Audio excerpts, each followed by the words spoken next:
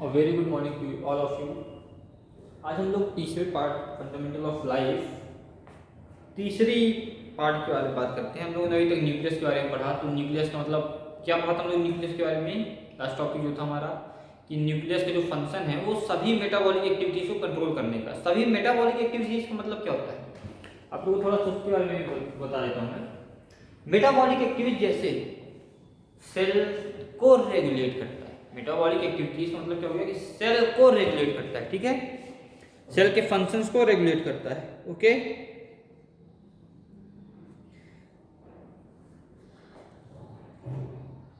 आज जो हम लोगों को डिस्कस करना है, तो आज हम लोग थोड़ा सा चौथे पार्ट के बारे में समझते हैं। कल 3 तक के लिए न्यूक्लियस तक, आज हम चौथा एक डिस्कशन करते हैं। चौथा पार्ट क्या था? चौथे पार्ट की बात अगर हम लोग करते हैं तो जो चौथा पार्ट था हमारा वो क्या था? साइटोप्लाज्म। क्या था?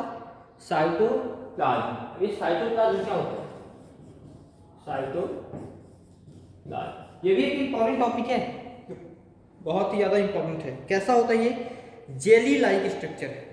जेली मतलब जानते हो आप लोगों ने कभी जेली देखी है? जेली थोड़ा चिपचिपा सा है ना, तो कैसा होता है ये? जेली लाइक होता है, जेली लाइक होता है, ठीक है। और क्या होता है इसमें? जेली लाइक तो एक हो गया, दूसरा कलरलेस सेमी फ्लूइड होता है। फ्लूइड नहीं है और सॉलिड भी नहीं है, ये जेल के जैसे होता है। जेली का मतलब जेल के जैसा होता है, ना ही फ्लूइडिटी है उसमें, ना ही बहने वाला फ्लूइड है, ना ही सॉलिड, मतलब बीच में है। तो इसको हम लोग सेमी फ्लूइड बोलते हैं। क्या बोलते हैं? सेमी फ्लूइड मीन्स ना ही लिक्विड है ना ही सॉलिड है। कलरलेस है, एक ये भी लिख लो, कलरलेस होता है और सेमी फ्लूइड होता है, मीन्स ना ही लिक्विड है पूरी तरह से ना ही सॉलिड है पूरी तरह से, ठीक है। और क्या होता है इसमें?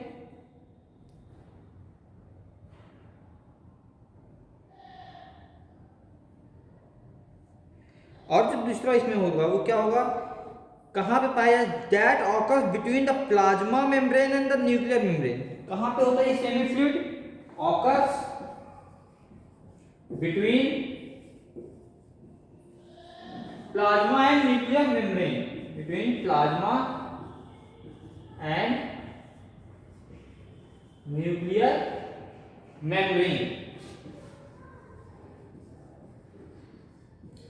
ए जेली लाइक होता है, बी कलरलेस होता है, सी सेमी फ्लूइड होता है। तो कहां पे पाया जाता है?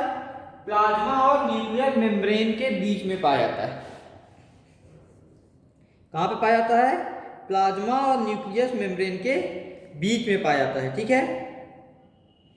अब और कुछ हम लोग बात करें इसके बारे में।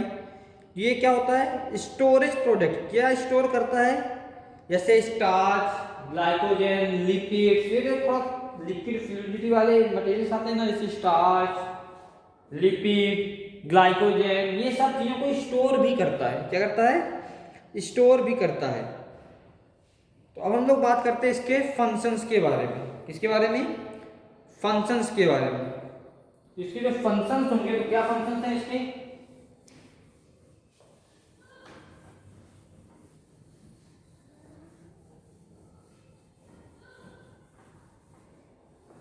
चलिए हम लोग इसके फंक्शंस के बारे में बात करते हैं। तो सबसे पहले ये स्टोरेज का फंक्शन है। सबसे पहले क्या है? स्टोरेज वाला फंक्शन। क्या है storage function? Acts as a store of vital chemicals like, acts as a store of means store करता है, acts as a store of, ऐसा ही रिएक्शन देता है जैसे इसके अंदर स्टोरेज है किसकी किसकी, या तो ऐसा बोल सकते हैं हम लोग ये स्टोर कर सकता है क्या क्या? Acts as storage of chemical reactants.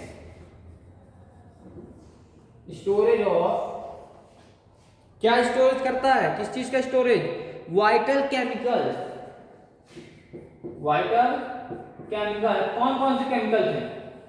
Amino acid, पहला नाम को बोल देते हैं एमिनो एसिड, ठीक है। और क्या हम लोग बोल सकते हैं? Protein, sugars, vitamin etcetera. क्या काम करता है ये?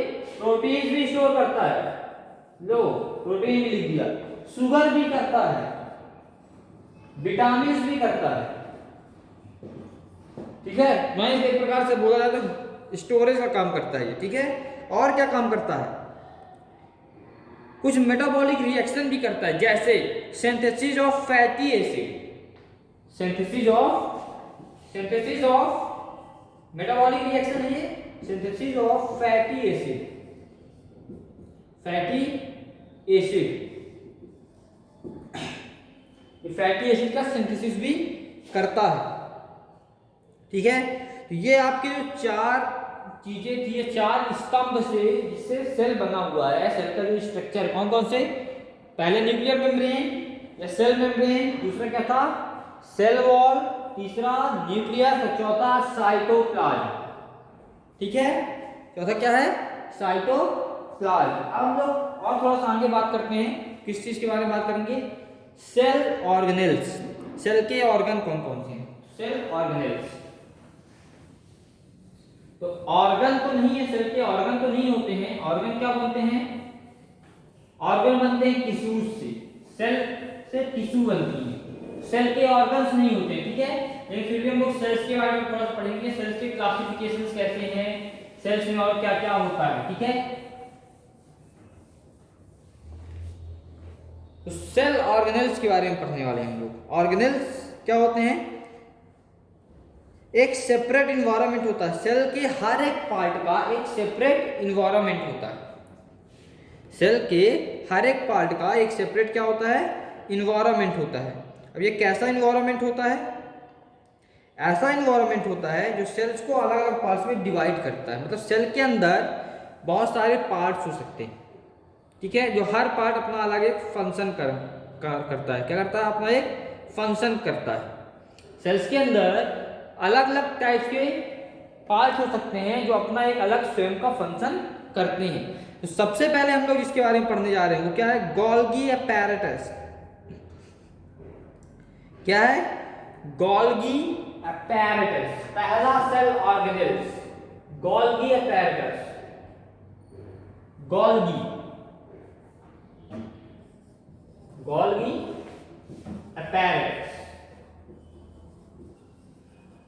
ठीक है, अब ये गोल्गी अपैरेटस क्या होता है, क्या काम करता है भाई, कैसा होता है, हमें कैसे पता चले कि सेल के अंदर ये भी एक पार्ट है जो अपना एक फंक्शन काम कर रहा है, इसका भी एक क्या है फंक्शन हो रहा है, ये भी एक फंक्शन करेगा, एक काम करेगा।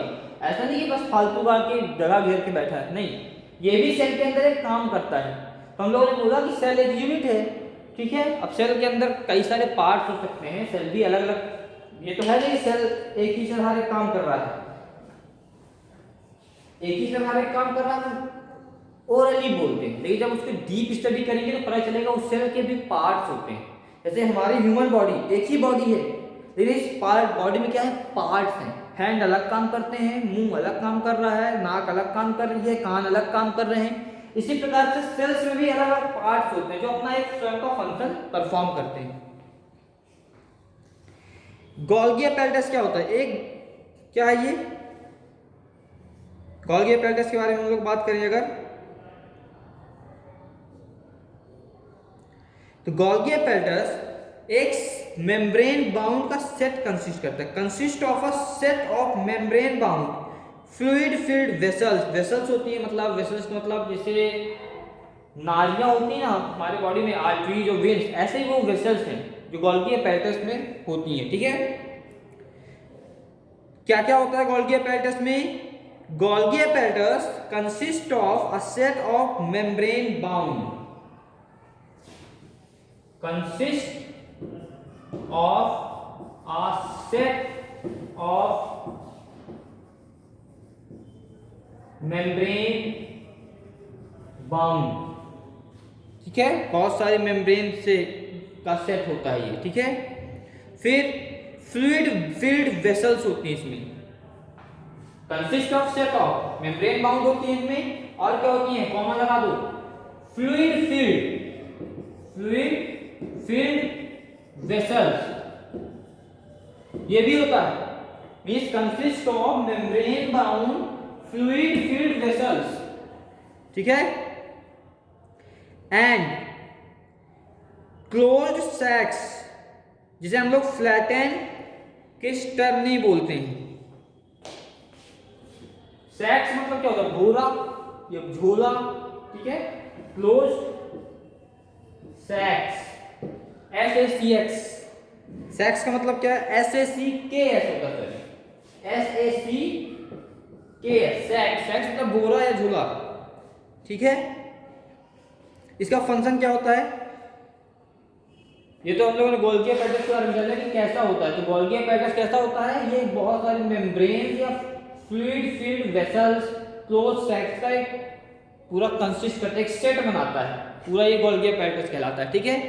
अब इसके फंक्शंस के बारे में हम लोग थोड़ा देखते हैं।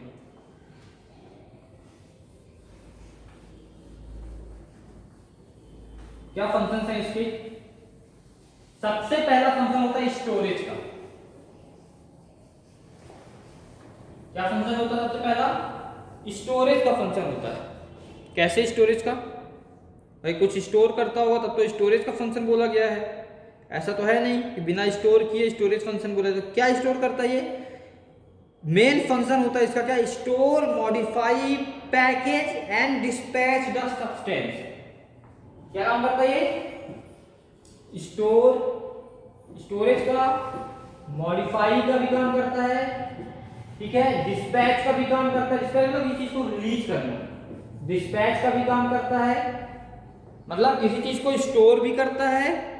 क्या स्टोर क्या करता होगा? जो सेल्स के अंदर सब्सटेंस होते हैं, जो मटेरियल्स होते हैं, उनको स्टोर भी करता है, उनको मॉडिफाई भी करता है। मींस कोई मटेरियल्स में कोई दिक्कत है तो उस चीज को करेक्ट भी करता है, और डिस्पैच करने का मींस रिलीज करने का भी काम करता है, ठीक है।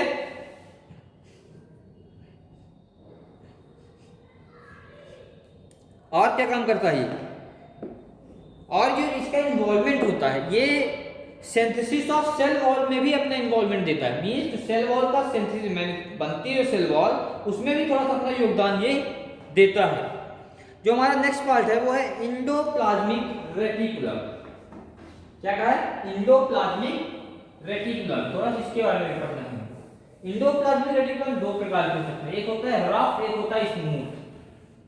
ER भी बोलते हैं। इंडोप्लाज्मिक रेटिकुलम को हम लोग क्या बोलते हैं? ER, ठीक है। इंडोप्लाज्मिक रेटिकुलम, इंडोप्लाज्मिक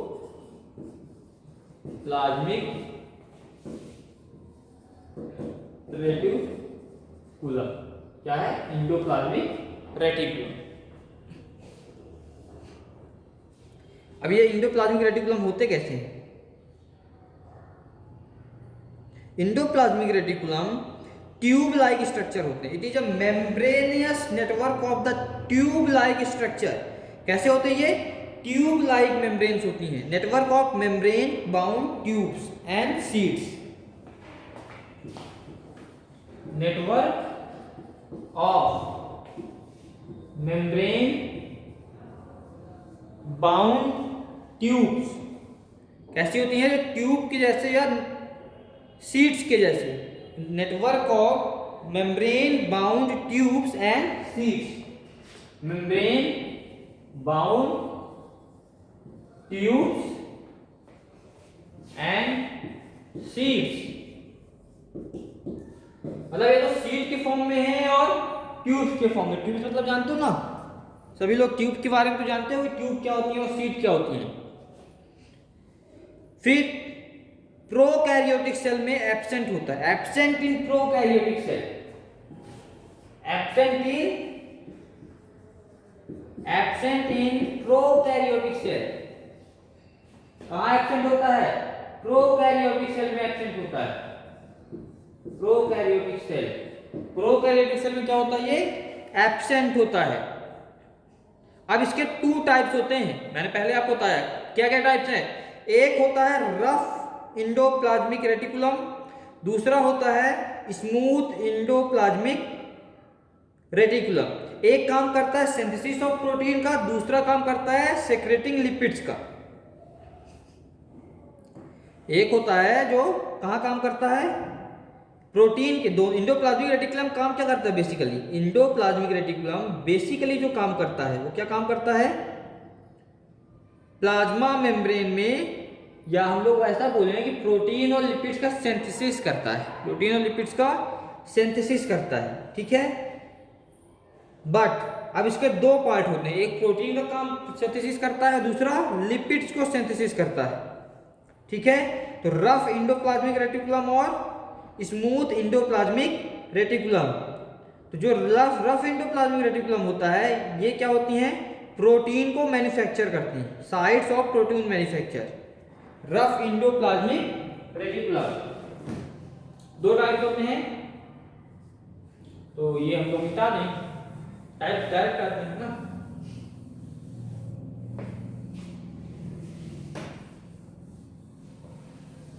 ये हम लोग ने डायरेक्ट इसमें आ गए, ठीक।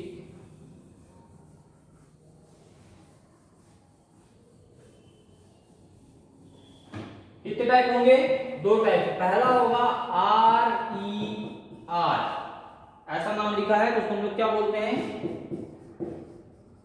Rough endoplasmic reticulum. Rough endoplasmic reticulum क्या काम करता है, इसका फंक्शन क्या होता है, रफ इंडोप्लाज्मिक रेटिकुलम का इसका जो फंक्शन होता है वो क्या होता है, सिंथेसिस ऑफ प्रोटीन,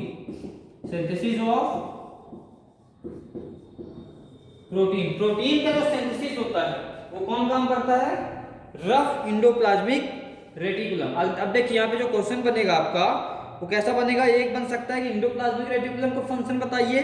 अगर ऐसा पूछता है तो आपको इससे मतलब नहीं कि रफ क्या काम करता है और स्मूथ क्या काम करता है, ठीक है। आप टोटल ये बताओगे synthesis of protein and lipids, और दूसरा होता है SER, स्मूथ इंडोप्लाज्मिक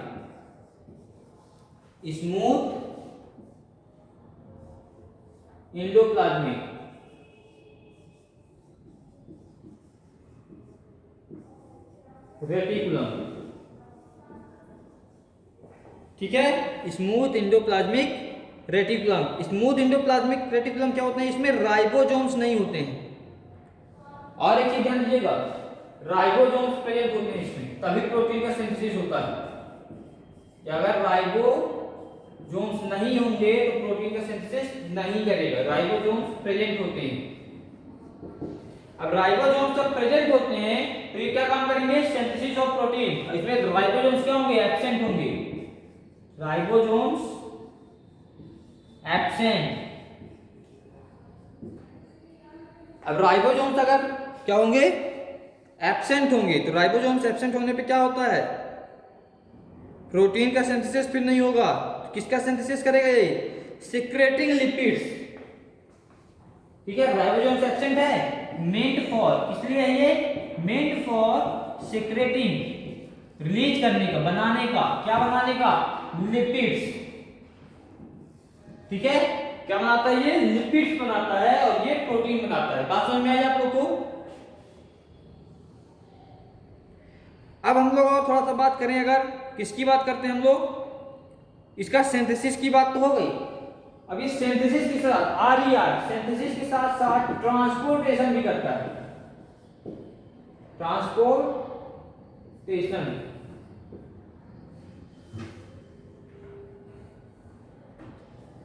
ट्रांसपोर्टेशन भी करेगा, ये भी ट्रांसपोर्टेशन करेगा, ये ट्रांसपोर्टेशन ऑफ प्रोटीन करेगा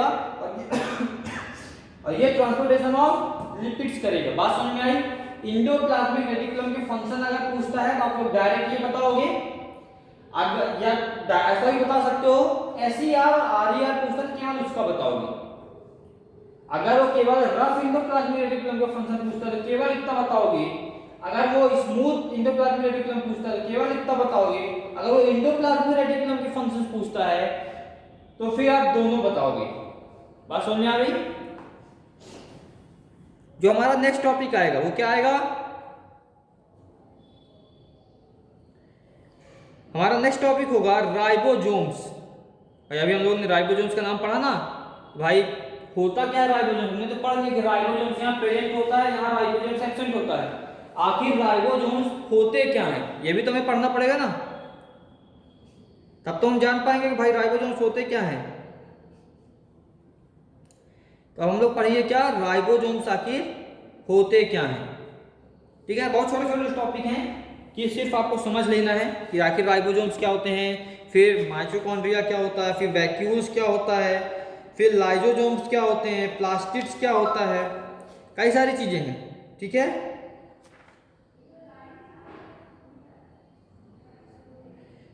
तो अब हम लोग बात करेंगे इसमें क्या राइबोसोम्स क्या होते हैं।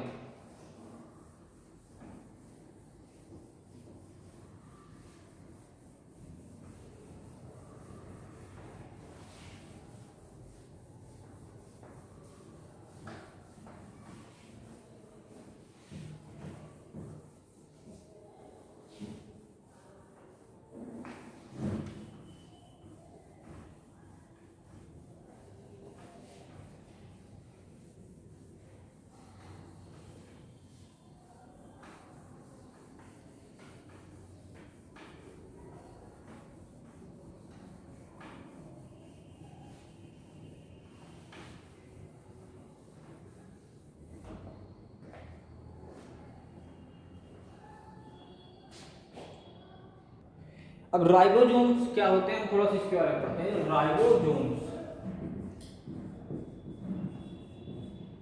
कैसे होते हैं, स्मॉल होते हैं, स्फेरिकल होते हैं। कैसे होते हैं, स्मॉल और स्फेरिकल होते हैं। कैसे होते हैं, स्मॉल स्फेरिकल बॉडी जो होती है ये, और किससे बनी हुई होती है, प्रोटीन से बनी हुई होती है। किससे बनी हुई होती है, प्रोटीन से। ठीक है, और ribonucleic acid, ribonucleic acid, ribonucleic acid किससे बनी हुई है, राइबोन्यूक्लिक एसिड से बनी हुई है। ठीक है, राइबोसोम क्या होती है, बहुत ही छोटे बॉडीज होते हैं जो एंडोप्लाज्मिक रेटिकुलम से अटैच्ड होते हैं। एंडोप्लाज्मिक रेटिकुलम से अटैच्ड होते हैं। किससे बने हुए होते हैं, प्रोटीन और राइबोन्यूक्लिक एसिड से बने हुए होते हैं। अब हम लोग बात करते हैं इसकी माइटोकॉन्ड्रिया की। इसकी बात करते हैं माइटोकॉन्ड्रिया या माइटोकॉन्ड्रिया।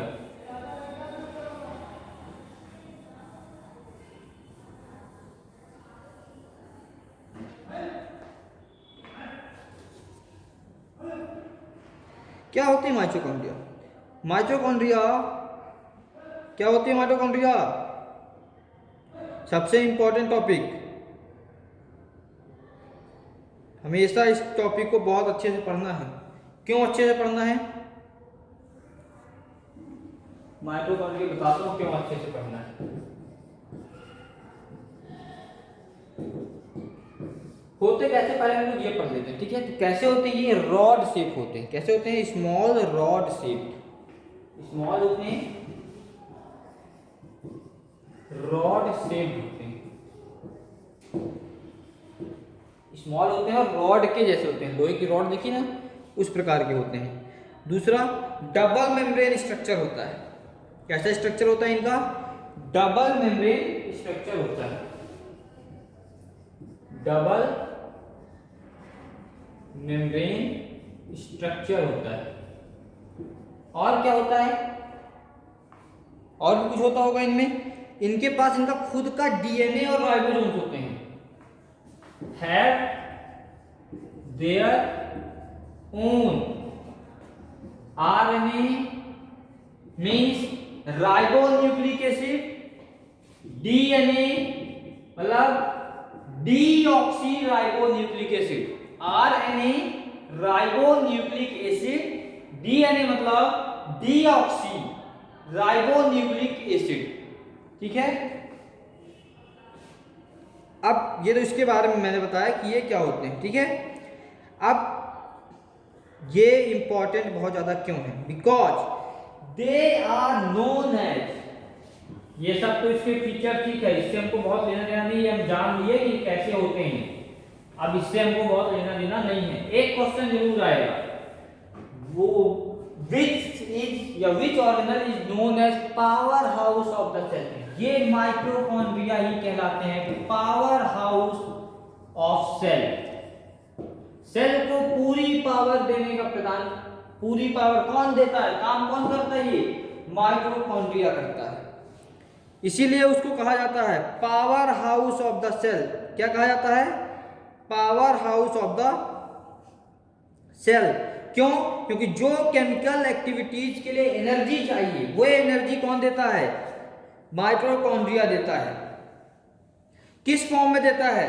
एटीपी के फॉर्म में देता है, एडिनोसिन ट्राइफॉस्फेट। क्या काम करता है? ये एनर्जी स्टोर करेगा। किस फॉर्म में करेगा? They store energy. ठीक है, लिख लो आप लोग सभी लोग, अच्छे से याद कर लें। They store energy. कौन सी एनर्जी को स्टोर करते हैं? केमिकल एक्टिविटीज में जो एनर्जी रिलीज होती है उस एनर्जी को स्टोर करने का काम करता है। They store energy during reactions in the form of ATP. They store energy during reactions in the form of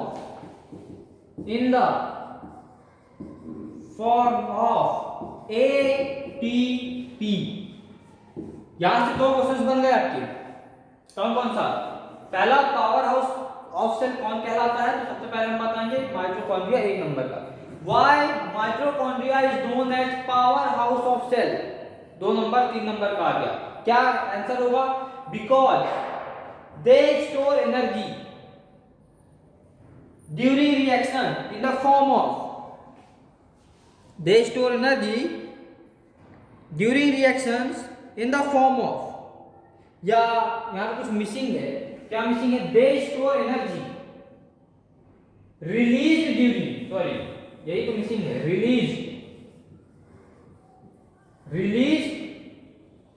during reaction के समय जो एनर्जी रिलीज होती है उसको स्टोर करता है। They store energy release during reaction in the form of ATP. अब ये एटीपी क्या होता है? एक क्वेश्चन तो ये भी आ गया भाई, ये एटीपी क्या होता है? तो एटीपी मतलब एनर्जी करेंसी कहलाती है। ये एटीपी क्या कहलाती है? Energy currency, adenosine triphosphate.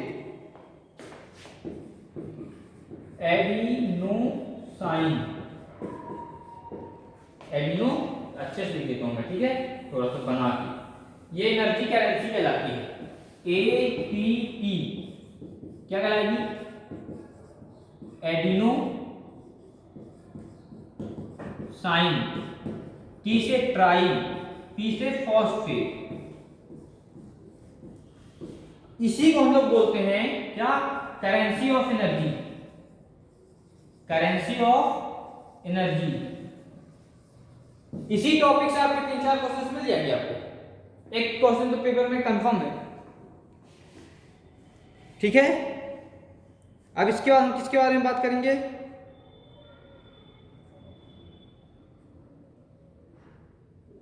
अब इसके बाद हम लोग बात करते हैं किसके बारे में?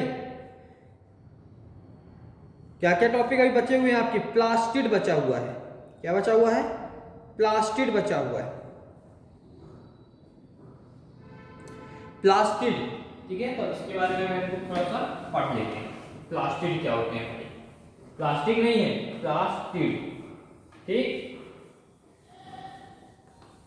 और कौन से टॉपिक बचे हुए हैं? प्लास्टिड बचा हुआ है, लाइसोसोम्स बचे हुए हैं